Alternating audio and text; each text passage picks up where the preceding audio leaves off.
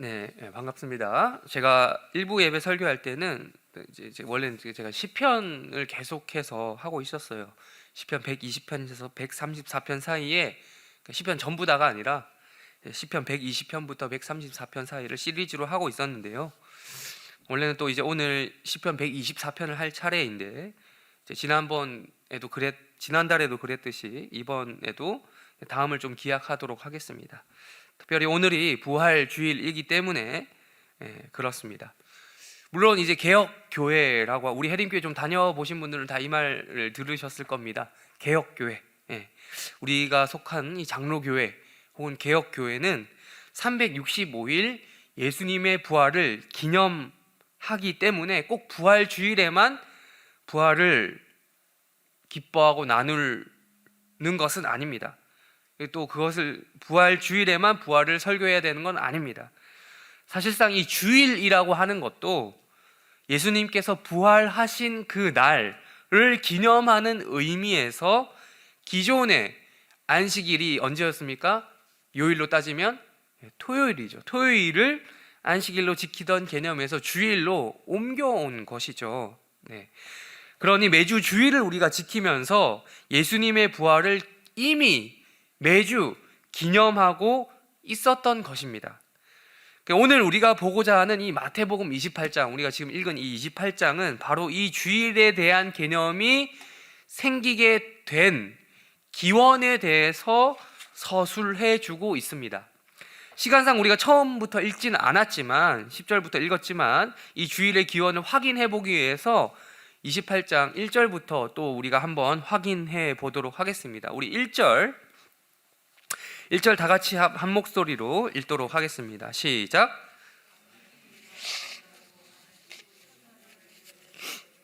막달라 마리아와 다른 마리아가 무덤을 보려고 갔더니. 아멘. 마태복음 28장은 마태복음의 가장 마지막 장이죠. 복음서가 예수님 그 공생에 대한 기록이 남겨져 있는 성경이니까 이 28장이라고 한다면 이 공생애 중에서도 막바지인 것이죠. 그러니까 예수님께서는 이미 십자가에 못 박혀 죽으신 다음의 일이라는 것입니다. 1절을 보시면 당시의 시간적인 배경을 먼저 설명해 주고 있습니다. 언제라고 합니까? 언제? 안식일이 다 지나고, 안식 후, 그러니까 바꿔 말하면 안식 후 뭐다? 첫날이다. 예수님께서 십자가에 못 박혀 죽으신 지 꼭 3일째 되는 날이었습니다. 아까 말씀드렸죠. 안식일은 지금 기준으로 하면 무슨 요일입니까? 요일로 따지면 토요일입니다. 그래서 그런지 이 제7일 안식교라고 하는 이단, 우리 입장에서 이단이죠. 이단은 토요일을 뭘로 보냅니까? 안식일로 지금도 모여서 예배를 드리고 있죠. 문자적으로 구약을 지키려고 하는 분들인데요. 반면 우리 정통 기독교는 신약 시대에 사도들이 그랬던 것처럼 사도들의 전통을 따라서 언제 모입니까? 안식 후 언제? 첫날. 그러니까 지금 말하면 주일을 지키는 겁니다. 주일. 그날에 예수님께서 뭘 하셨기 때문에, 그날이 무엇 날이기 때문에, 예수님이 뭘 하신 날? 부활하신 날이기 때문에. 1절은 이렇게 예수님께서 부활하셨던 그 시간적인 배경을 이야기해주고 있습니다. 안식일이 다 지났어요. 끝났어요. 그 다음 날이죠. 안식 후 첫날입니다. 그것도 언제냐? 날이 막 밝아오는, 언제부터? 새벽녘부터 일입니다. 지금 우리는 주일 중에서도 가장 이른 시간대인, 우리 해림교회에서는 가장 처음으로 드리는 예배인 7시 예배를 드리고 있죠. 그것보다 더 이른 시간대가 바로 이 주일, 이 안식 후 첫날 새벽 시간입니다. 예전에는 주일 새벽 예배를 드리는 교회도 많았고, 우리 교회도 몇 년 전에 그렇게 드렸는데요. 이제는 좀 그러지 않고 있습니다만, 또 옛날에 생각을 해보면 부활주일 연합 예배 이런 거 드릴 때 새벽에 모여서 들었던 또 우리 한국교회 전통도 있습니다. 연합 예배 막 어디서 드릴 때. 근데 요즘에는 또 그런 것들이 좀 많이 좀 사라진 것 같습니다. 그런데 아무튼 안식 후 첫날, 그것도 새벽녘에 예수님께서 부활하셨다라는 그 시점을 지금 설명해 주고 있어요. 즉 날이 밝자마자 그 새벽녘에 막달라 마리아와 또 다른 마리아, 이제 야고보의 어머니라고 하는 마리아, 그때 당시 마리아라고 하는 이름이 흔했잖아요. 뭐 지금의 뭐 흔한 이름들이 있듯이 그렇게 흔한 이름입니다.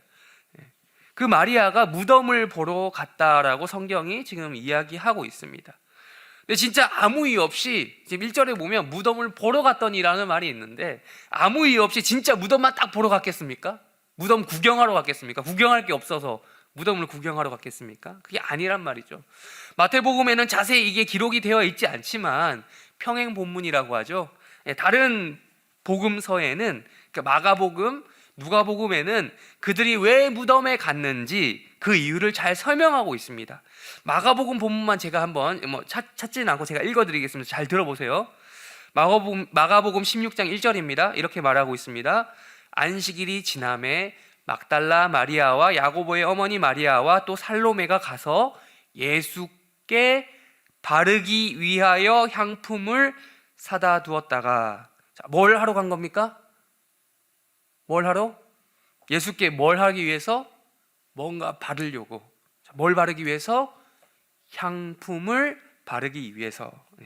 이 향품을 헬라어로 하면 뭔지 아십니까? 원어로 하면 아로마라고 해요. 아로마. 많이 들어보셨죠? 지금도 향품 뭐 이런 것들을 영어로 하면 향기 뭐 이런 것들을 아로마라고 하잖아요. 똑같습니다. 이 말이, 단어가 똑같아요. 향품을 가지고 뭐 하러 갔겠어요?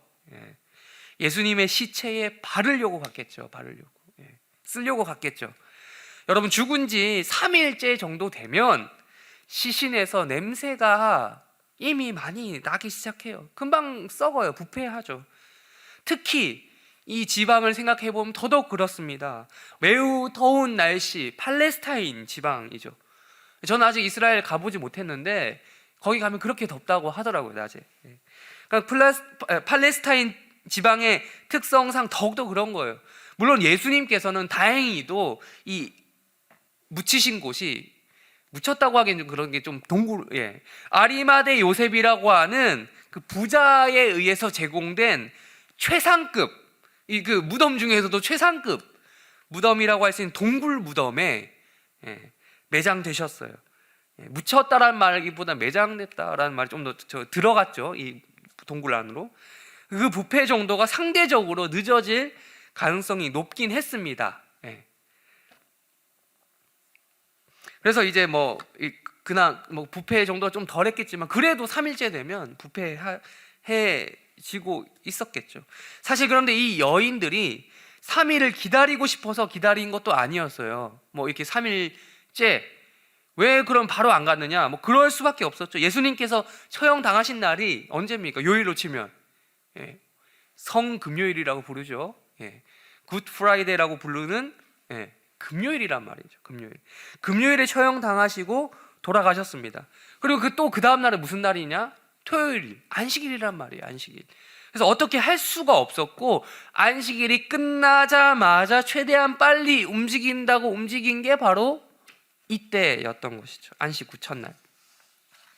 그때는 예수님을 존경했고 따랐던 남자들이죠. 그러니까 12제자들이 다들 도망가고 난 후에 아직도 3일째라는 게 3일이라고 하면 우리나라 기준에서 3일 지났다 이러면은 월, 금, 토, 일, 월요일을 생각하는데 그게 아니고 이때 3일째니까 이 주일인 겁니다. 그러니까 이때 되면은 안식일 한번 이게 접고 나면 거의 시간적인 틈이 많이 없었을 때란 말이죠. 그러니까 제자들도 도망가고 나서 아직도 정신을 못 차리고 있을 때라는 말입니다. 이런 거 보면 참 성경에서도 참 이렇게 정신 없을 때인데, 성경에 보면 이 사람들뿐만 아니라 전반적으로 이 여인들의 믿음이 더 큰 경우를 많이 보게 됩니다. 특히 이 예수님과 관련된 복음서의 기록을 보면 여인들의 믿음이 많이 도드라져요. 당시 사회적 분위기를 생각해 보면 지극히 남성 중심의 사회적인 분위기거든요. 이게 바뀐 지 사실 우리 현대 사회에 들어오면서 얼마 안 됐지 않습니까? 이 남성 중심에서 넘어온 게. 그런 걸 고려해서 보면 이 여인들이 가지고 있는 믿음에 대한 긍정적인 평가, 이 성경에 보면 엄청나게 비율이 높습니다. 예. 특별히 복음서에 나와 있는 이 여인들에 대한 믿음이 정말 긍정적인 것들이 많이 나옵니다. 근데 예수님께서 살아계실 때 생각을 해보면 그렇잖아요. 예수님께서 살아계실 때 한창 인기가 있을 때 뭐 예수님 따라다니고 예수님 지지하고 이런 것들은 사실 누구나 할 수 있었어요. 예. 그러나 지금 상황이 어떻습니까? 이 예수님께서 정치적으로 숙청을 당하신 거잖아요. 그리고 희생 당하시고 매장까지 당하셨어요. 이럴 때에 예수를 공개적으로 따른다 라고 고백할 뿐만 아니라, 말로만 그런 게 아니라 실제로 이렇게 행동하는 것은 엄청난 위험을 감수하고 하는 거예요. 불가능한 일, 그 리스크를 감수하지 않고서야 불가능한 일입니다. 이 남자들은 어땠어요? 남자 제자들 아직까지도 눈치나 보면서 숨어 있었던 이때의 이 여인들, 여자 제자들은 움직였던 겁니다. 예수님이 그렇게 쫓아다닌다. 예수 그리스도에 대한 존경과 사랑을 직접 행동으로 보인 것입니다. 이미 죽어버린 시체, 이미 죽어서 아무런 능력이 없는, 이제는 더 이상 기적을 베풀지 못하는, 과거에는 기적을 베풀었지만 살아서 이제는 더 이상 기적을 베풀지도 못하는 무능력한 그 시체, 썩어가고 있을 그 시체에 향품을 바르는 그런 목적으로 무덤을 방문했던 것이죠. 많은 사람들이 배신했던 베드로가 훗날 예수님께 다시 돌아오긴 하죠. 그렇습니다. 그래요. 예수님을 의심했던 그 도마가 예수님을 주님으로 고백하는 사건이 또 등장을 하게 됩니다. 네. 사람들은 그것에 집중해요. 그런 사건들에. 그러나 우리는 그 전부터 예수님을 한 번도 배신한 적이 없는 여인들도 주목을 해야 돼요. 오히려 더 주목해야 돼요. 네. 배신했다가 다시 돌아오는 극적인 스토리도 참 우리가 즐겨보지만, 좋지만 처음부터 안 그러면 더 좋은 그림 아닙니까? 안 그럴 수만 있다면 안 그러는 게 베스트겠죠. 지금까지도 사람들이 그다지 주목하지 않았던 바로 이 여인들이야말로 어떻게 보면 진정한 제자가 아닌가. 12제자에 포함은 되지 않지만 진정한 제자라 불릴 자격이 있었다라는 것이죠.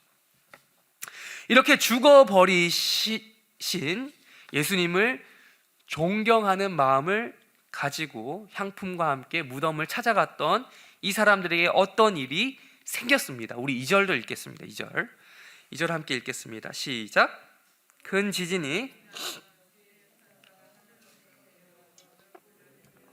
그 위에 앉았는데, 큰 지진이 났다고 해요. 큰 지진이. 근데 생각해 보면요, 이 또 여인들이 뭐 흔히 하는 무대뽀예요, 무대뽀. 사실 이 사람들은 아무 대책 없이 그냥 간 거예요. 그냥 그걸 발라야겠다라는 그 생각 하나, 일념 하나만 가지고. 근데 몰라서 그런 게 아니거든요. 다 알고 그랬어요. 근데 이게 왜 그러냐면, 이제 가면 있잖아요. 그냥 가서 바를 수 있는 게 아니에요. 바르고 싶다고.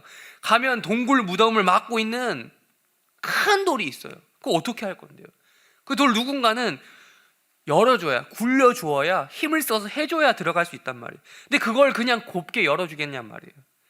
분명 경비병들이 지키고 있을 게 틀림없는데, 틀림없다. 이에 대해서 성경은 우리가 앞선 27장에 보면 또 이 앞에 이야기가 나와요. 사건에 대해서 설명을 하고 있어요. 좀 길긴 한데 우리 62절부터 66절까지도 한번 읽어볼까요? 제가 한 절, 여러분 한 절 읽도록 하겠습니다. 62절부터 66절까지인데 저부터 읽겠습니다. 그 이튿날은 준비일 다음 날이라 대제사장들과 바리새인들이 함께 빌라도에게 모여 이르되,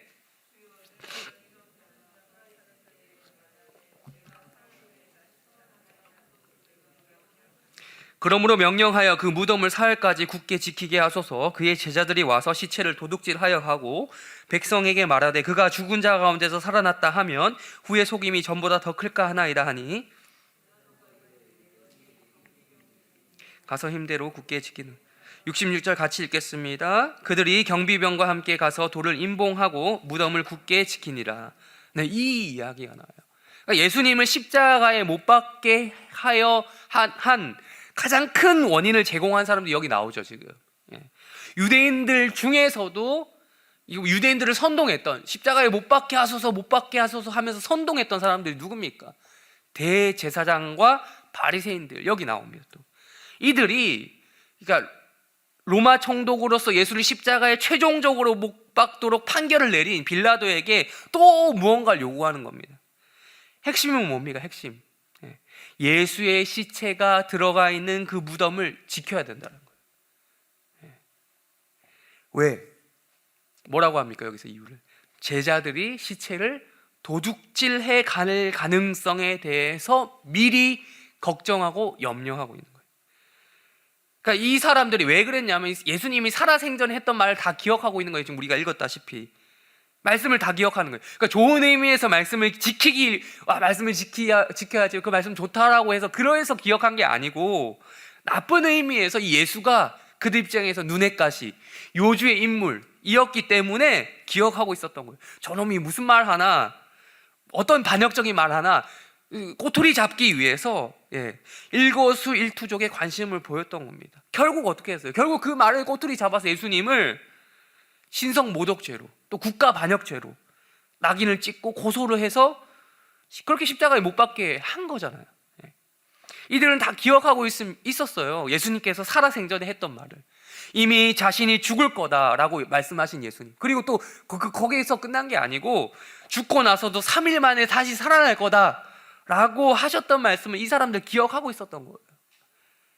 그들은 이 일이 실제로 일어날 거라고 믿지 않고 있었어요. 그러니까 그 말을 했던 거는 기억하고 있는데 실제로 예수가 살아날 거라고 믿어서 믿은 게 아니라, 그대로 일어날 거라는 그 믿음을 가지고 믿은 게 아니라, 지금 이거 가지고 제자들이 이런 식으로 이걸 할 수 있겠다, 써먹을 수 있겠다, 정치적인 선동을 위해서 이들이 이런 일도 할 수 있겠다라고 하면서 이걸 받아들였던 거죠. 그러니까 말씀에 대한 정보는 잘 기억했는데 이 말씀이 그대로 일어날 거라는 그 믿음은 없었던 거죠. 이걸 보면서 우리도 좀 한 가지 깨달아야 될 게 있는 것 같습니다. 과거에 우리가 하도 말씀을 많이 읽어 놓아서 무슨 내용인지 설교만 들으면 이렇게 잘 기억하고 있을 수는 있습니다. 그러나 그 말씀이 내 인생에 그대로 이루어진다, 적용된다 라는 확신이 없는 경우가 있어요. 우리 안에 없는 경우가 있어요. 그러면 안 되는 거죠. 성경을 66권을 다 외우고 있어도 안 되는 겁니다.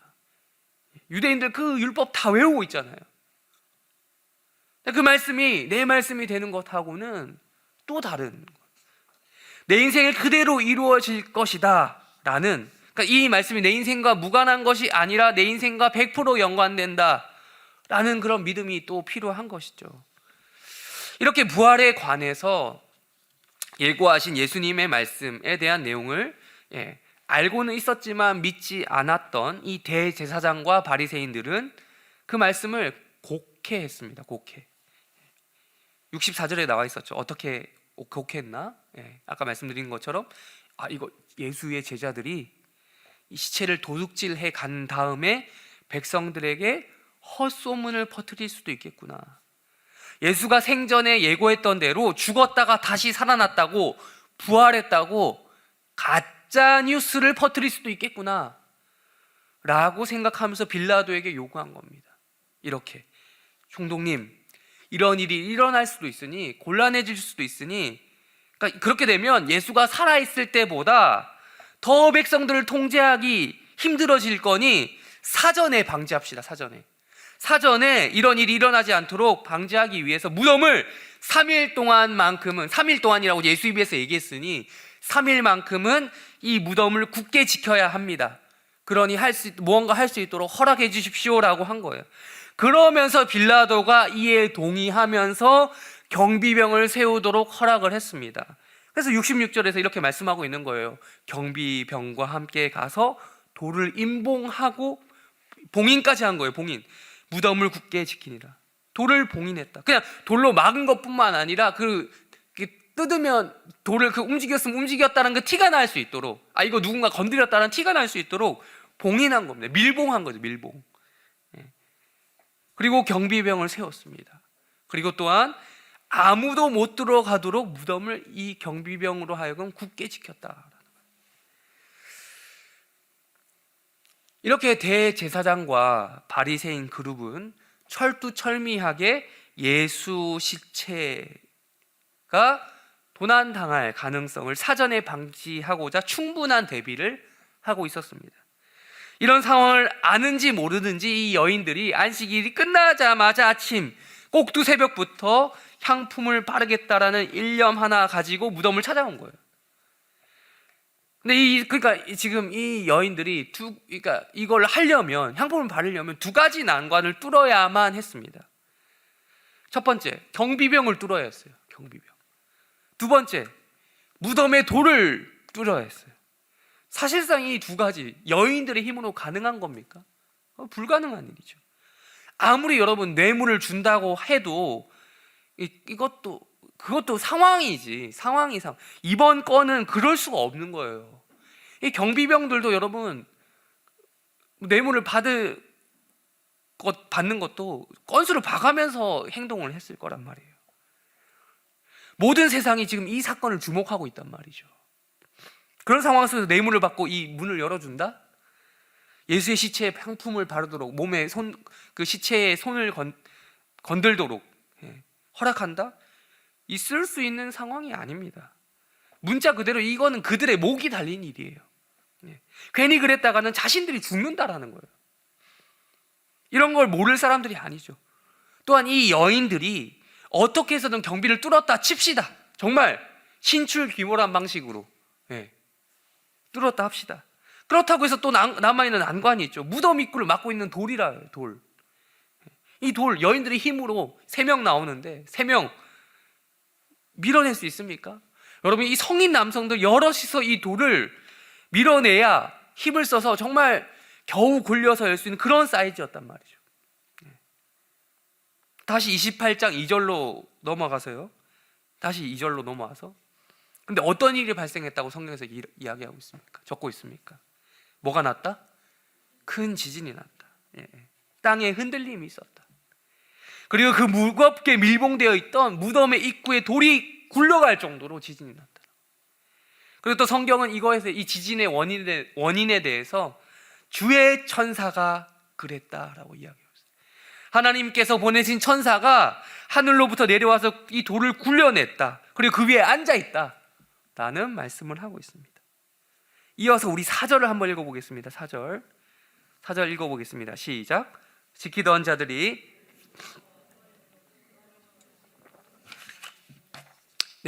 무덤 입구를 지키던 경비병들, 즉 지키던 자들이 이를 보고 난 후에 반응이 어떠했다고요?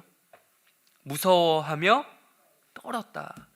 어느 정도로 무서워하며 떨었냐? 죽은 사람처럼, 진짜 죽을 지경이 됐다. 죽은 사람처럼. 여러분, 이 사람들이 그냥 평범한 사람들이 아니에요. 경비병이라는 사실이에요. 나름 직업 군인이고요. 여러분이 예수의 그때 당시 예수가 죽었다는 사실은 이 지역에, 이 팔레스타인 지역을 뒤엎을 만한 사건이었어요. 그러니까 모든 사람들이 주목하는 메인 뉴스에 걸릴 만한 사건이었다고요. 근데 아무나 세웠겠어요, 경비병들을? 고르고 골랐겠죠. 정예 멤버를. 근데 이 사람들 직업 군인이자 정예 멤버들, 구별된. 여러분, 이 사람들은 먹고 사는 게 이걸로 먹고 사는 사람들이에요. 군인 생활로 먹고 사는 직업 군인. 속된 말로 이 사람들 가오로 먹고 사는 사람들이에요. 죽음도 두려워하지 않는 것. 그게 군인 아닙니까? 죽음도 불사하는 모습을 보여야 진정한 군인다운 군인이고, 그 군인 정신, 프로페셔널 한 정신이죠. 근데 지금 이러한 모습이 있습니까, 여기에? 네, 없죠. 온데간데 없습니다. 하나님이 보내신 천사 앞에서는 아무런 의미가 없는 거예요, 이 사람들이. 천사의 모습에 대해서 또 3절에 이렇게 이야기하고 있잖아요. 형상이 번개 같고 그 옷은 눈같이 희다. 여러분, 이 천사 하나에 감당이 안 되는 거예요. 여기 군인들은 한 명도 아니고 여럿이 있었단 말이죠. 그 강인한 군인들이 무서워할 정도였다라고 하면 정말 죽음에 가까운 공포를 실제로 느꼈다라는 거예요. 예수님을 존경해서 향품을 바르기 위해 무덤을 방문했던 이 여인들은 바로 이걸 본 겁니다. 이 장면을 두 눈으로 목격한 겁니다. 그리고 천사들이 말하는 것을 들었습니다. 천사들이 여자들이 이렇게 얘기합니다. 여인들에게 5절과 6절을 읽겠습니다. 5절, 6절 읽겠습니다. 시작.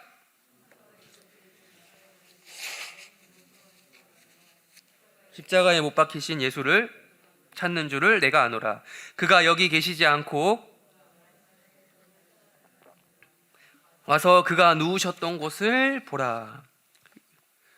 너희들은 무서워할 필요가 없다는, 예수를 믿지 않는 자들에게 이 현상은 무서워할 수밖에 없는 현장이지만 예수를 믿는 너희들에게는 이게 전혀 무서운 장면이 아니다. 이미 예수께서 십자가에 달려 죽으시기 전에 이미 여러 번 너희들에게 예고했지 않는가. 대제사장과 바리새인도 알고 있는, 기억하고 있는 그 사실, 그거 3일 만에 부활한다. 물론 잘못 이해했지만.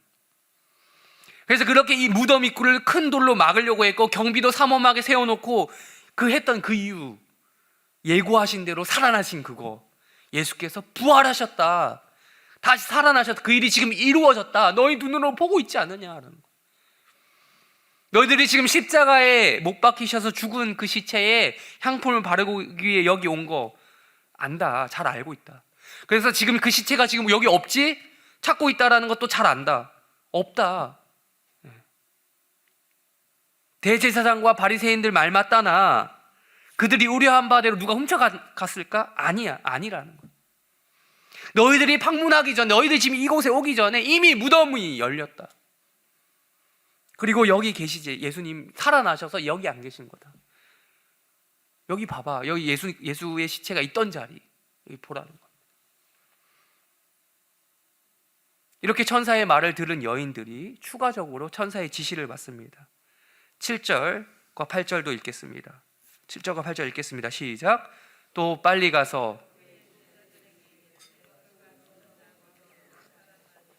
너희보다 먼저 갈릴리로 가시나니 거기서 너희가 배우리라 하라. 보라, 내가 너희에게 일렀느니라 하거늘 그 여자들이 무서움과 큰 기쁨으로 빨리 무덤을 떠나 제자들에게 알리려고 다름질할세. 자, 빨리 가라는 겁니다. 어디로?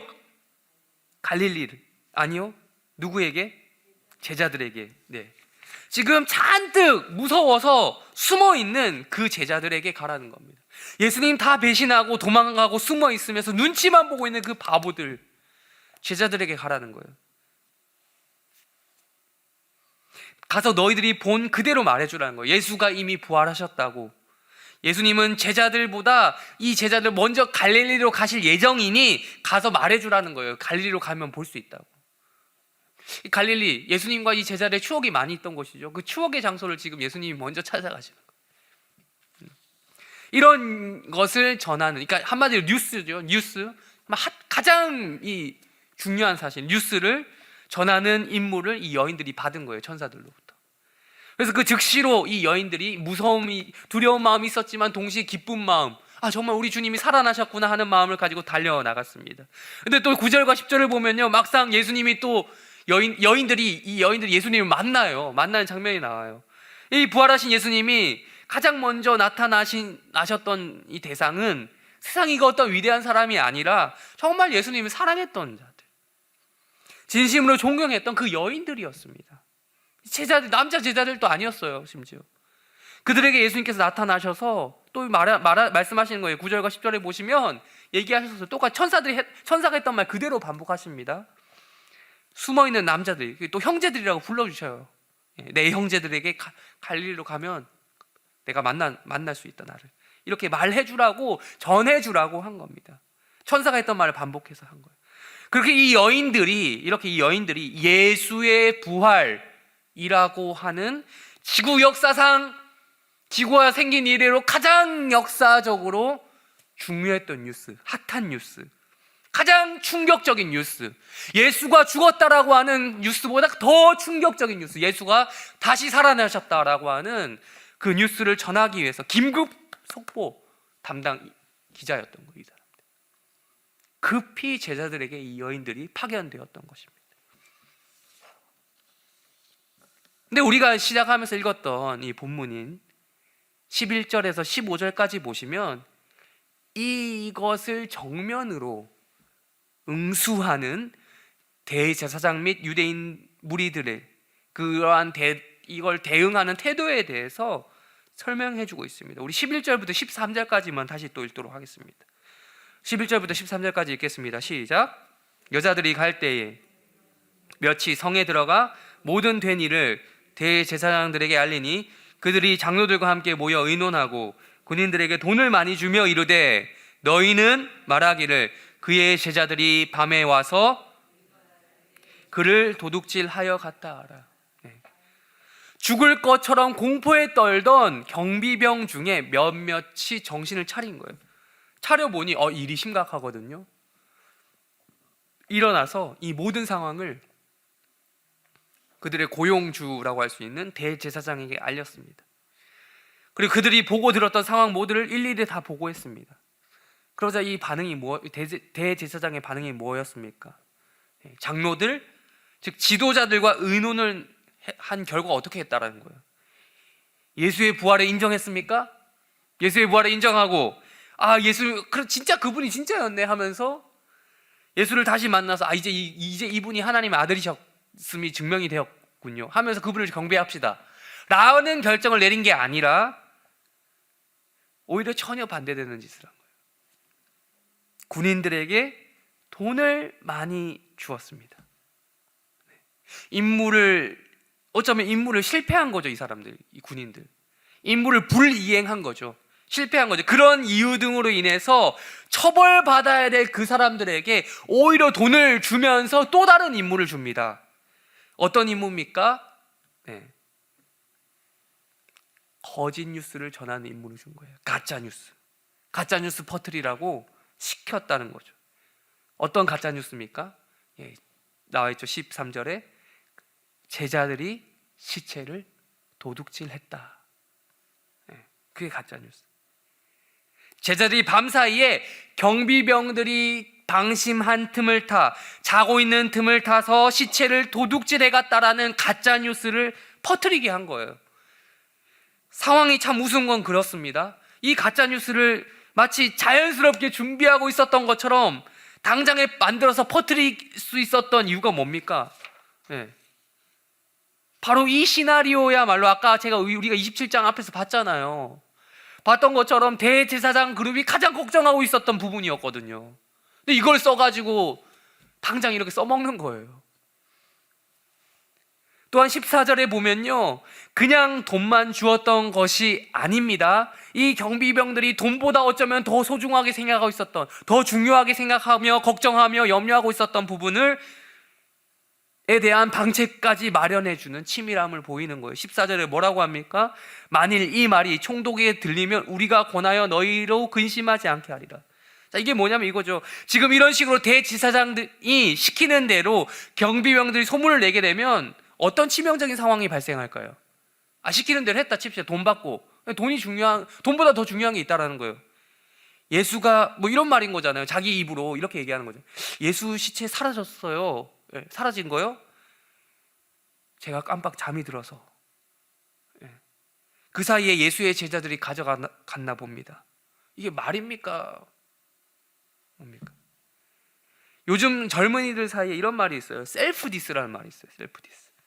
그러니까 스스로 자기 자신을 까는 것, 그런 걸 셀프 디스라고 합니다. 자책하다는 거랑 좀 다른 느낌이에요. 다른 의미예요. 개념이에요. 자책이라고 하면 좀 진지한 면이 있다고 한다면 이 셀프 디스는 좀 우픈 상황에서 나오는 자책적인 행동을 말합니다. 근데 우프다는 말도 아시나요? 아세요? 가르쳐 드려야 할 게 많은 것 같은데 성경도 가르쳐 드려야 되고 또 이제 신조어도 가르쳐 드려야 되는데 아무튼 웃기기도 하고 슬프기도 한 상황을 줄여서 우프다라고 하는데 아무튼 이 경비병들이 아무리 돈을 받았다 하더라도 이런 소문을 스스로 내게 되면 셀프 디스도 이런 셀프 디스가 없어요. 자기 자신의 명예를 떨어뜨리는 것뿐만 아니라 그냥 단순히 자기 자신의 명예뿐만 아니라 진짜 자기 목이 잘릴 위험이 있는 거예요. 빌라도에게 이 사실이 들어가게 되면 어떻게 됩니까? 빌라도 여러분 얼마나 정말 역사적으로 그런 사람으로 소문난지 아십니까? 이 기질과 성격상 이 경비병들 그냥 해임하고 마는 그런 것에 끝나는 게 아니라 실제로 군법에 의해서 처벌할 가능성 충분했던 거죠. 거의 100%입니다. 경계 임무를 실패한 죄를 물어서 사형 당할 가능성이 높다는 거예요. 이 경비병들이 불안한 입지를 가장 잘 알고 있었던 대제사장 그룹은 이것을 적극적으로 활용합니다. 그게 14절이에요. 14절. 그러니까 걱정하지 말라는 거죠. 너희들이 이걸 셀프 디스 하는 것처럼 보이는 이 가짜 뉴스 이걸 퍼뜨려서 설사 이 총독이 듣게 된다 하더라도 걱정하지 말라는 거죠. 우리가 잘 말해주겠다는 거예요. 우리가 있다, 뒤를 봐주겠다는 거예요. 어차피 너희가 그냥 이 사건 이대로 그냥 가면 가만히 있으면 경계 실패, 그 임무 실패로 인해서 너희도 처벌당할 게 뻔하다. 차라리 그러니 이렇게 우리가 시키는 대로 하라는 거죠. 그러면 누이 좋고 매부 좋지 않겠냐라는 거예요. 우리도 좋고 너희도 좋은 결과가 나오지 않겠냐는 거예요. 그러니까 이 뉴스만, 가짜 뉴스만 잘 퍼뜨려 달라는 거예요. 비록 너희가 이 군인으로서 목숨보다 뭐 소중하게 명예를 여길지 모르겠지만, 그 명예에 금이 가게 되고 먹칠하겠지만, 그 명예라는 것도 있잖아. 목숨이 붙어 있어야지. 그래야 의미가 있지. 일단 살고 보자라는 거예요. 살고. 그래 이 뉴스를 퍼뜨리라는 거죠. 우리가 그 대가로 소정의 사례금도 챙겨줄 테니 좀 하라는 거죠. 할 수 있는 선에서 그 역할 잘 해달라는 거예요. 뉴스를 잘 퍼뜨려 달라는 거예요. 그 결과 15절을 이야기하고 있습니다. 15절 읽겠습니다. 다 같이 읽겠습니다. 시작.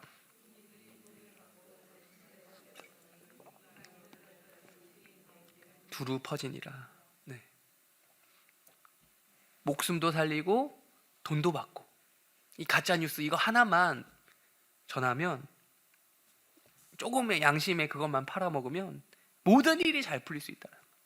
이 군인들 그렇게 대제사장 그룹이 가르친 대로 이 셀프 디스에 근거한 가짜 뉴스를 퍼뜨립니다. 그리고 그 말이 언제까지 퍼졌냐? 오늘날까지라고 기록하고 있어요. 마태가 복음서를 쓴 그 순간까지. 그때가 언제인지 아십니까, 여러분? 마태가 마태복음을 쓴 것을 일반적으로 AD 70년경으로 추정을 합니다. 그러니까 예수님께서 십자가에 못 박히셨다가 부활하시고 승천하신 지 4, 50년이 지나도록 이 유대인들은 가짜 뉴스를 진짜처럼 믿고 있었다는 말이에요. 가짜가 진짜가 된 거죠. 50년이 지나도 이걸 믿고 있으면 사실상 계속 그렇게 믿고 있다는 거예요. 가짜가 진짜가 된 겁니다.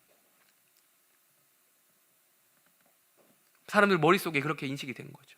수십 년이 지났어도 뉴스가 가짜라는 것이 수정이 되고 정정이 되지 않은 거죠. 말씀을 정리하도록 하겠습니다.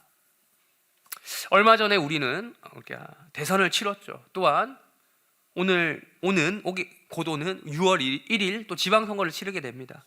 올해에만 대한민국의 행보를 좌우하는 굵직한 선거가 2개가 있는 거예요. 근데 선거철만 되면 늘상 나오는 문제가 있어요. 대두되는 문제. 오늘 설교 제목처럼 계속해서 제가 말씀드렸던 것처럼 가짜 뉴스. 거대 양당 사이에서 서로 가짜 뉴스다. 서로 가짜 뉴스라고 하면 누군가 퍼뜨린 사람이 있겠죠. 서로 진위 여부를 가리며 디스전을 하잖아요. 서로가 막 서로를 공격하잖아요. 정치적인 공작을 펼치고. 뭐가 진실인지 아닌지 모르겠더라고요. 솔직히 이번 대선에서도 공약 이런 것보다는 진실 공방, 가짜 뉴스 이런 게 더 많았던 것 같아요. 이번 대선 유독 심했던 것 같습니다. 아직도 진실이 파헤쳐지지 않은 부분들이 많다라고 하던데, 아무튼 누가 대선에서 이겼고 졌고를 떠나서 그들의 입장에서 들어보면요, 다 자기가 하는 말이 맞아요. 그리고 다른 이들의 말은, 내 말 말고 다른 사람이 하는 말은 다 가짜 뉴스예요. 그러니까 이런 상황 속에서 각자의 정치적 신념도 중요하겠지만 참 분별력이 중요하겠다라는 생각을 하게 되더라고요. 가짜 뉴스와 진짜, 가짜와 진짜를 구별해내는 분별력.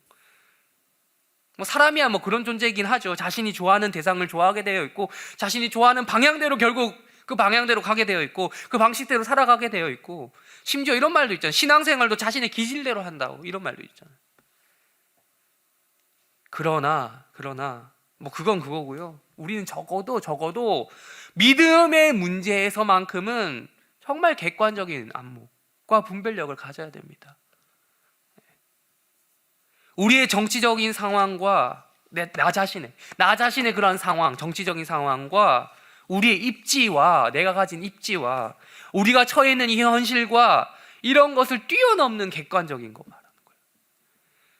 물론 주관적인 것을, 내 주관 모든 것을 포기하라는 말은 아닙니다. 주관적인 것이 중요하지 않다는 말이 아닙니다. 우리의 상황을 하나님께서, 나의 주관적인 상황을 하나님이 고려하시지 않는다는 말이 아니에요. 얼마든지 가짜처럼 행동하면 우리는 쉽게 인생을 살아갈 수 있는 경우가 많잖아요. 그렇게 우리의 이권이 놓여 있는 상황 속에서도 그 이권을 포기하면서도 우리가 진짜 이 신앙, 이 부활 신앙 진짜인데 이거 추구하실 수 있겠습니까? 뭐 혹자가 하는 말로 인생은 연극이다, 뭐 이런 말 하죠. 인생을 연극처럼 살면 얼마든지 속일 거 좀 속이고 가면 좀 쓸 때 쓰고 하면, 연극 좀 하면 쉽게 갈 수 있는 부분인데, 조금만 가짜처럼 살면 되는데, 조금만 포장을 하면 되는데, 적당히 가짜처럼 행동하면 돈도 없고 목숨도 없고 그렇게 살 수 있는데, 딱히 이권이라고 거창하게 말하지 않아도 되는데,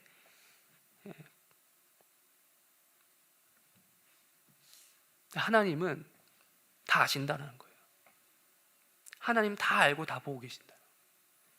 가짜같이 살고 있는 우리 인생을 다 알고 계신다. 그리고 그렇게 살지 말라고 하시는 거예요. 세상 사람들은 그게 당연하다고 생각하면서 살아갈지 몰라도 예수 그리스도의 부활을 진짜 믿으며 살아가는 사람들, 그 사실, 역사적 사실뿐만 아니라 내 인생에도 부활이 일어날 거라고 믿는 사람들은 그러면 안 된다라고 하시는 거예요. 예수의 부활을 믿으며 살아가는 사람은 그 누구보다도 진실해야 하고, 첫 번째로 하나님 앞에서 진실해야겠죠. 또 두 번째로 다른 사람 앞에서도 진실해야 하겠죠.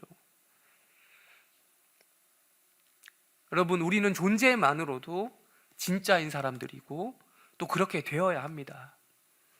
또 그리고 우리의 존재로서 진짜를 또 나타내야 되는 사람, 드러내야 되는 사람이에요. 또 그렇게 되어야 하는 거죠. 궁극적으로 우리는 우리의 어떠한 이권이 달린 이 가짜 뉴스가 아니라 우리의 이익과 이득과 우리 입지와 우리 상황과 이런 거 상관없이 진짜 뉴스를 가지고 있는 사람으로서, 진짜인 사람으로서 이 진짜 뉴스를 전하는 사람들이 되어야 되는 거예요. 나누고 전하고. 우리가 시작하면서 말씀드렸다시피, 그리고 오늘 우리가 맞이한 날과 같이 오늘은 예수가 부활하신 것을 기념하는 부활 주일입니다. 아까도 말씀드렸지만 주일 자체가 늘 부활을 기념하는 날이에요. 여기서 좀 더 나아가 볼까요? 주일뿐만 아니라 우리 인생 자체가, 전체가 날마다 예수의 죽음과 부활을 기념하는 날이 되어야 되지 않겠습니까? 그런 날이고, 그걸 기대하는 것이고, 그것이 우리가 전해야 할 진짜 뉴스입니다. 그리고 그것이 우리에게 주어진 여인들처럼 우리에게 주어진 사명인 거예요. 가서 전하라는 거예요. 천사가 이야기했던 거, 예수님이 얘기했던 거 우리가 다 받아서 전하는 것입니다. 예수가 부활하셨다. 그분이 우리의 생명이시다. 그분을 믿으면 나도 부활한다. 우리가 부활한다. 모든 믿는 자들의 생명이 되신다. 내가 곧 길이요 진리요 생명이라고 예수님께서 말씀하셨고, 나는 부활이요 생명이니 나를 믿는 자는 죽어도 산다 고 예수님께서 말씀하셨다라는 이 진짜를 여러분 믿으십니까? 예, 믿으시면요 이걸 전해야죠. 여인들처럼 가짜 같은 우리 인생 전하지 말고요. 예. 가짜 같은 또 어떤 훌륭한 사람, 아무리 훌륭하다 해도 그 인생은 이거에 비하면 가짜예요. 이거에 비하면 가짜 같은 남의 인생, 어떤 훌륭한 사람 말고 이 예수 복음에 비하면 한없이 취약한 그 인생을 전하지 말고 진짜 뉴스이신 예수의 부활을 증거하는 해림교회 성도들이 되시기를 바랍니다. 광고 시간에도 말씀드렸지만 우리 교회는 5월 29일을 사랑전도주일로 지키려고 합니다. 그래서 이제 당장 오늘부터 예수의 부활이라고 하는 이 진짜 뉴스를 여러분의 자리에서 나름의 모양대로 전하는 자들이 되기를 바랍니다. 꼭 그날을 위해서만 그런 게 아니라 사실 늘 그래야 되는데 나를 굳이 정해서 하는 거예요. 그렇게 진짜 뉴스를 전하시는 해림교회 성도들이 되기를 바라며 설교를 마치도록 하겠습니다.